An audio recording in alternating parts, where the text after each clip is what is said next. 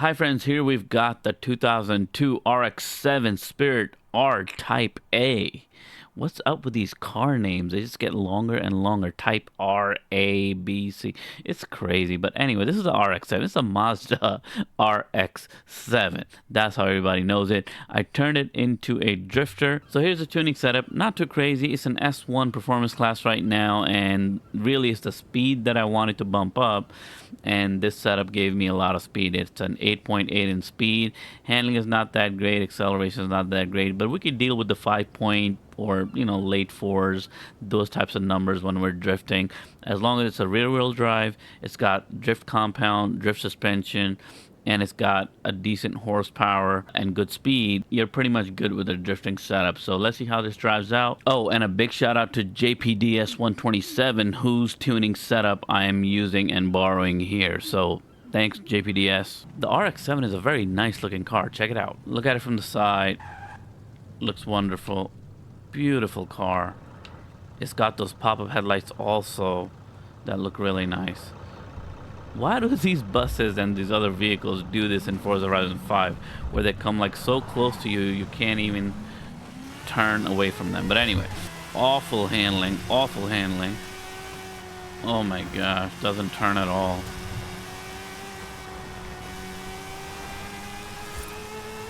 I have to be a little bit more aggressive with the handling to kind of like make it move and go where I want it to go, because it doesn't really want to. It just wants to drive straight.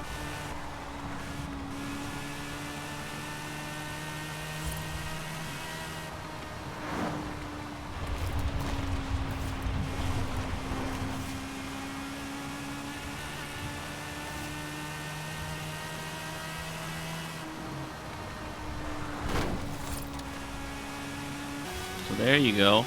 Sounds kind of like a very high note, like it's shrill.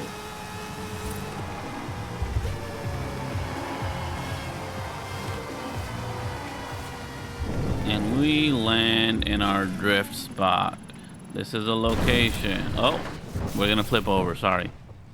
There you go, just wanted to do a cartwheel real quick. Oh no, no, no. Fourth doesn't give you enough acceleration, so really third gear is what you can do here at most, which is fine. It drifts just perfectly. This doesn't sound that great. Kind of sounds like those formula cars to me. That's just really loud and shrill.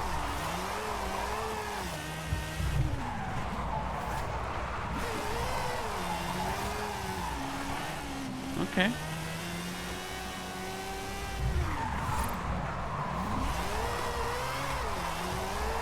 Alright.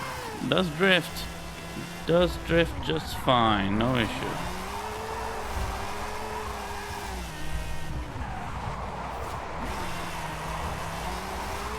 Let me change the steering dead zone to default, because I have the outside steering dead zone right now turned down to 90, and I'm just feeling like it's not responding enough to my steering. So let me switch it up a little bit. Steering outside dead zone is maxed out to 100 again.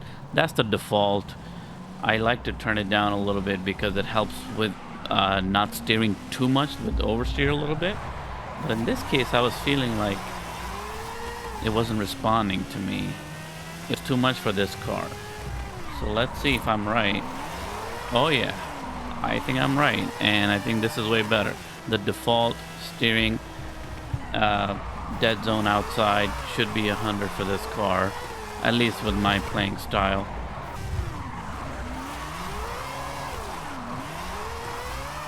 Yeah, this feels a lot better. And it's fun, this fun little car. It's not fast,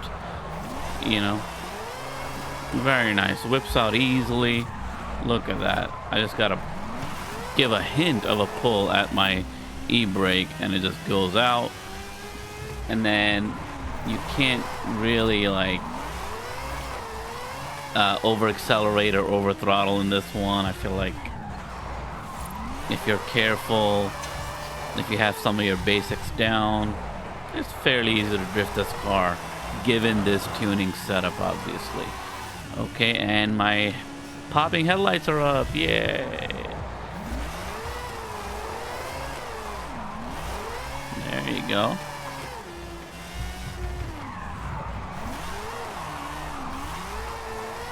There we are. Okay, that was a good little turn over there. That's my hard turn. I usually don't do a good job on that one. This one is a little bit easier because the road kind of slopes up also. It helps you with the drift. That big curve it makes it a lot of fun too. But these turns right here, this flat surface and tight turns, these are harder to do.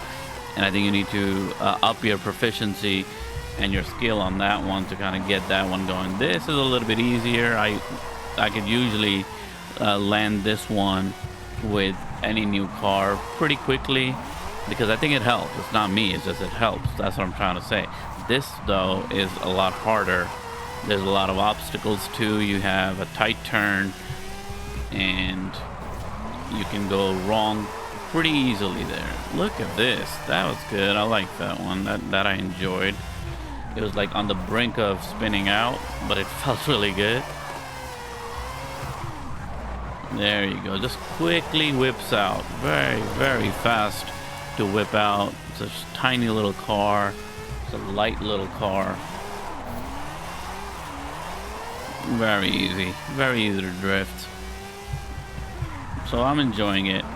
And just like that, you can't see this because I have the camera set up over there, but I'm already at 13,000 skill points here. So we got some skill points that we earn right there. Fairly easy to do that. I love how this looks from the front. I love those lights popped open. They're so beautiful.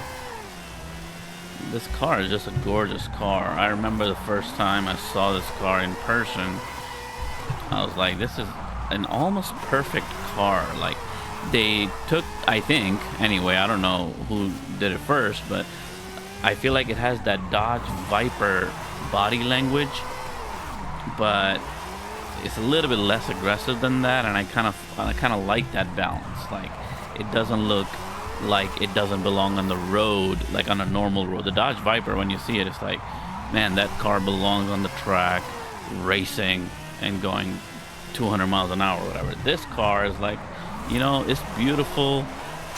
You know, the headlights pop up. It looks street friendly. It's a car I would love to drive. And it's a Mazda. It's doable. Okay, let's do our last couple of laps here and then share our final verdict. I kind of like this car, I have to say, but it doesn't give you that like satisfaction of, you know, whipping around at higher speeds. It's easy to drift.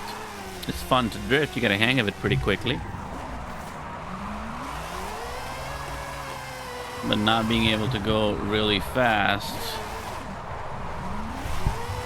Let's pop a little 360. Yeah, boy. Let's go. So there you have it. This is the RX-7 Drifter Performance Class S1. This is a Sport Type R, whatever the name was. Too many initials and letters to remember, but a good little car. It's not very fast in this tuning setup, so it makes it manageable, easier to control, I would say. It does whip out very quickly, so that's something you have to get used to. Like even there, right there, I kind of lost control of it a little bit. It's surprising how quickly it just whips out. You'd think you need a little bit more of the e-brake, but it actually doesn't require that much. So that's a hard thing to get used to, or can be a hard thing to get used to. But overall, great car. I'm not a fan of the sound, I'll have to say. I don't like how it sounds. Sounds very much like like a Honda Civic or something. not a great fan of that, but whips around great, drifts great, looks great. I think the look is the best part of this car. Look at those lights. While you're drifting, you can see those lights pop up. I love that. So cool. There you go. And the sun is about to set here in Forza Horizon World.